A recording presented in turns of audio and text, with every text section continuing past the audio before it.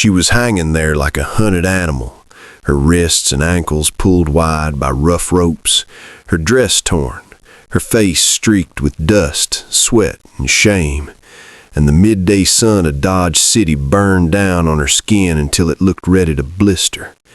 Rose Miller was barely 22, and she no longer had the strength to scream.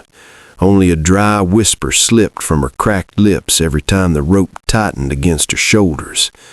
She had been left in the middle of the Kansas plains, left to suffer, left to break. A breeze swept across the tall summer grass. No mercy came with it. The wooden A-frame that held her creaked with each gust as if mocking her weight. Her toes hovered above the ground. Every second felt like the next might be her last. She had not been up there all day, but a few hours in that sun felt close enough to forever. Rose knew she would be punished for stealing from Sheriff Eli Thompson. She just never imagined punishment would look like this. She thought she'd be locked in a cell, not displayed like a warning for anyone who dared to cross the law of Dodge City. Her breath came shallow. Then came the sound of hooves, slow, steady, approaching from behind the hills with the lazy rhythm of a man who had no idea he was riding straight into another person's suffering. Jim Blake appeared from the shimmer of the heat, a rancher in his late 40s, weathered face, calm eyes, a man used to storms both on the land and inside the human heart. He pulled his horse to a stop, his gaze locked onto the figure hanging in the sun. Shock flashed through his eyes, then anger, then something far quieter, something like pity. He stepped closer. Rose lifted her head with the little strength she had left. She thought he was here to finish what Sheriff Thompson started. Her voice trembled like something already half dead. Don't do this," she whispered. Jim froze, not because of the words, but because of the way she said them, as if she had already accepted that mercy didn't exist for someone like her. He reached for the ropes. She flinched. He didn't stop. He studied every knot, every bruise, every wound her body carried, and in that moment, Jim Blake knew one thing with absolute clarity. Whatever crime this girl had committed, nothing could justify this. His hand tightened on the handle of his knife. The plains were silent. The sun burned hotter, and Rose Miller hung between life and death, while a rancher she had never met made a choice that would change both of their lives forever. If Jim Blake cuts her down, will the law come for him next and erase them both before the truth ever sees daylight? The knife flashed once in the sun, then Jim Blake cut the rope. Rose dropped like a sack of grain. He caught her halfway. Her weight slammed into his chest. She gasped, air tearing into her lungs like fire. Her legs would not hold her at all. If he had come 5 minutes later, she might already have been gone. Jim slid an arm behind her back, another under her knees. She was light, too light for a girl her age. He lifted her like he would a hurt calf and carried her away from that cursed A-frame. He set her down in the shade of a scrubby tree for a while, gave her water in slow sips, and waited until her eyes could focus again before he even thought about putting her on a horse. Up close, she didn't look like a monster, just a scared kid with a stubborn jaw and eyes that refused to stay closed. Her lips trembled. I stole from him," she whispered. "From Sheriff Thompson. I went into his office, opened his safe, took his money." Jim didn't say anything for a moment. Her confession sat in his gut like a stone. So she really was a thief. The sheriff had not lied about that part. He set her gently in the saddle, then swung up behind her so she would not fall. Her head rested against his shoulders. The horse started moving. He could feel every shiver that ran through her. "You know he had every right to put you in a cell," Jim said quietly. "A cell," she answered, voice rough. "Not a rope in the middle of the prairie." That shut him up for a good long while. They followed the Arkansas River, the water glinting beside him. Jim kept his eyes on the trail, but his mind was a storm. He respected the law. This land turned wild without it. Yet what he had just seen didn't feel like law. It felt like cruelty dressed up as justice. By the time they reached the low hills where his ranch sat, the sun was dipping. The small house came into view. One porch, one chimney, smoke curling lazy from the top. Jim carried Rose inside and laid her on his own bed. He poured water in a basin, tore an old shirt into strips, and started cleaning the rope burns on her wrists. She winced but didn't pull away. "Tomorrow I will take you in," Jim said finally. "You stole. I'll answer for that. But inside a courtroom, not hanging like a trophy." Rose stared at the ceiling. There was something else pressing behind her eyes, something darker than simple theft, but she swallowed it down. Why tell this man that she had seen Sheriff Thompson do something far worse than anything she had done herself? For tonight, she would just be a thief who got lucky. Jim would just be a rancher who could not walk past suffering. Outside, the Kansas sky turned red and gold, and somewhere far off, a lone rider started asking questions about the girl who had gone missing from his rope. When that rider reaches this ranch, whose side will Jim Blake stand on? Morning on the Blake ranch started quiet, too quiet for what was coming. Jim was up before the sun like always. He fed the horses, checked the water trough, tried very hard not to look at the bedroom door where Rose was sleeping in his bed while he took the old cot by the stove. He told himself this was simple.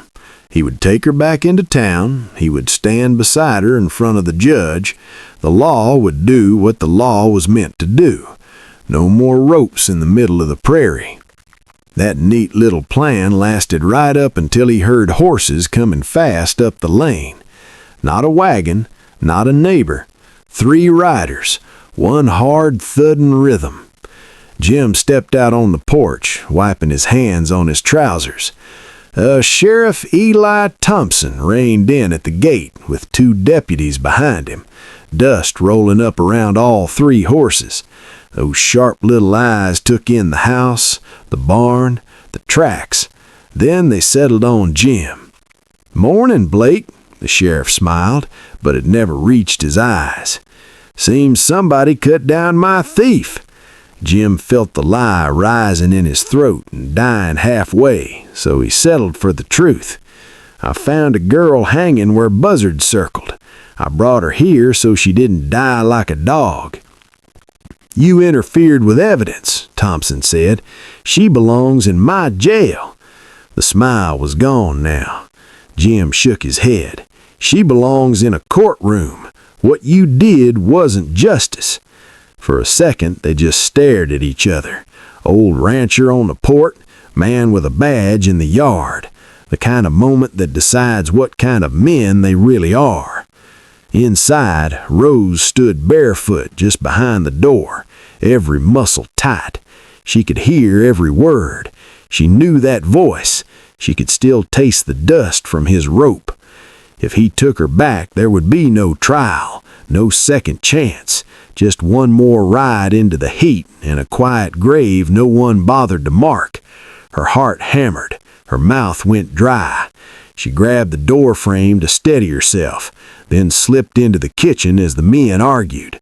When Jim finally stepped back inside, his jaw was locked so tight it looked painful. "He wants you back," Jim said. "He says the rope was legal." Word was already running through Dodge City that Jim Blake had cut down the thief. Some folks called him crazy, but most said the sheriff had been shamed in front of the whole town. Rose looked at him, really looked at him. This man had risked himself once already just by cutting her down. If she kept silent, he would walk right back into the sheriff's trap with her. If she told the truth, both of them might never see another sunrise.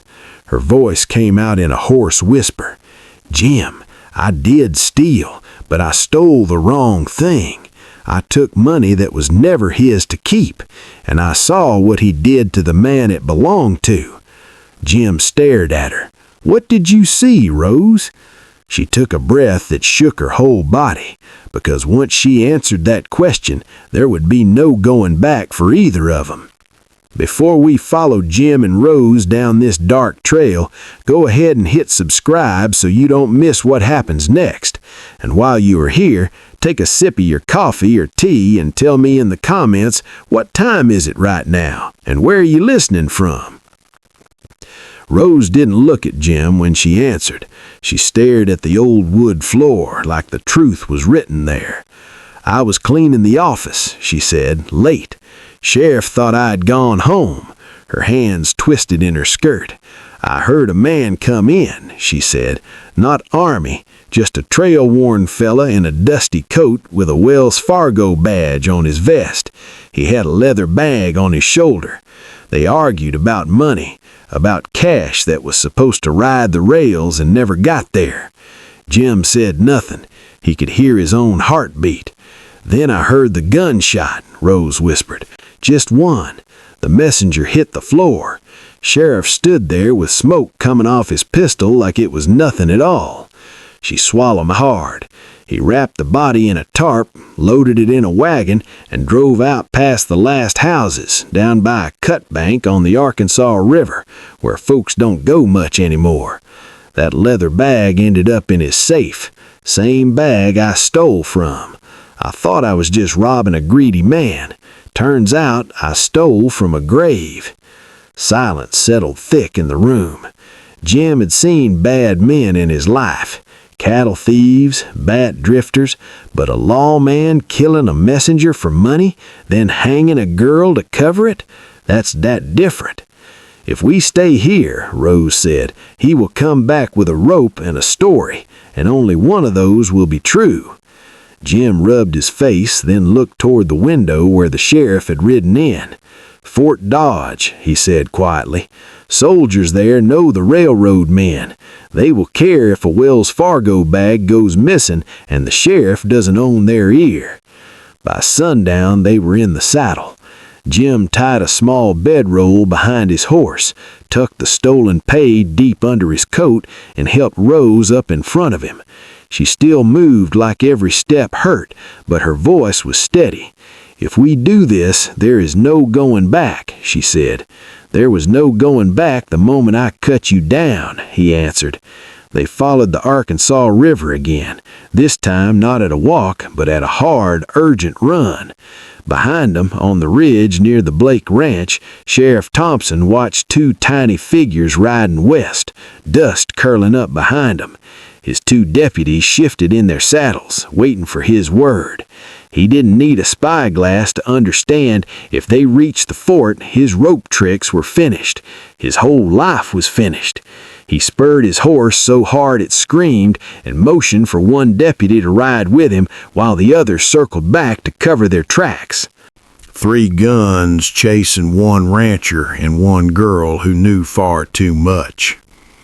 Night began to fall as Jim and Rose saw the first lanterns of Fort Dodge in the distance. Hoofbeats thundered closer behind them. If the soldiers at that gate believe the sheriff before they believe a thief and an old rancher, what do you think happens on that dark road next? At the edge of the fort, a sentry stepped forward with his rifle. He shouted for him to stop. Jim hauled on the rein so hard the horse slid. Rose almost slipped from the saddle. The sentry didn't care who they were. He cared that it was near dark and 3 riders were making noise at his gate. Sheriff Thompson came in a heartbeat later with 2 deputies behind him, their horses lathered with sweat, his badge catching the last of the daylight. Everybody started talking at once, the sheriff waving his badge, Jim holding up his empty hands, Rose barely holding on to the saddle horn. The sentry did what a good soldier does. He shut the gate. He separated them, and he sent for an officer. "That girl is a thief," the sheriff snapped. "The old man is hiding her. I'm here to bring her back to Dodge City justice." Maybe that would have worked any other day, but Jim Blake had not ridden all this way to stay quiet. He slid off the horse, legs shaking, lungs burning, and pulled the heavy leather pay bag from under his coat. He tossed it at the soldier's feet. "That is Wells Fargo money," Jim said. "Their rider never made it to the rails." She saw why. Every eye turned to Rose. She could have stayed silent, could have slipped back into the shadows and let her chance die right there. Instead, she slid down from the saddle and stood beside Jim. Her voice shook, but it didn't break. She told him about the gunshot in the office, about the Wells Fargo man hitting the floor, about the body hauled out of town under a tarp toward a lonely cut bank on the river. The officer didn't rush to judgment. Papers were taken. Names were written down. A telegram was sent down the line to ask if a messenger had gone missing on that road. For the next few days, Jim and Rose were kept inside the fort, not as prisoners, but not exactly free either. They answered the same questions more than once. The story didn't change. When word came back that a Wells Fargo rider and his cash had vanished weeks earlier, the captain sent 10 men to Dodge City with Jim and Rose riding along under guard. Men like that don't forget the dead. Faces hardened, rifles lifted, and for the first time in a long time, the sheriff found himself staring down barrels that were not on his side. They rode back to Dodge City with a small squad of soldiers and a federal man from the fort. They dug where Rose said to dig, along a lonely cut bank on the Arkansas River. They found bones, bits of cloth, a small metal tag stamped with the express company mark that matched a missing rider. Eli Thompson was not dragged to the gallows the next morning. He was arrested and taken east under guard. A few months later, he stood in a courtroom in Topeka and faced a judge who didn't owe him any favors. As for Jim and Rose, they rode home, not as outlaw and captor, but as two people who had walked through the same fire and somehow come out standing. Rose worked the Blake Ranch to pay back what she had stolen and a little more. She learned to tie ropes for coats, not for punishment. On quiet evenings, she and Jim sat on the porch, watching the Kansas sky cool from gold to purple, saying very little, needing even less. Maybe that is the real heart of this story. Sometimes justice only happens because one stubborn soul refuses to look away from someone else's pain. Sometimes the person everyone calls a thief is the only one brave enough to tell the truth. If you had ridden past that lonely frame that day, would you have cut Rose down, knowing trouble would come hunting you next? Have you ever seen something wrong and had to decide whether to stay quiet or stand up? If this story stirred something in you, tap like so more folks can find it. Hit subscribe so you don't miss the next ride out into the Old West with us. And before you go, pour yourself another cup of coffee or tea and tell me in the comments, what time is it right now and where are you listening?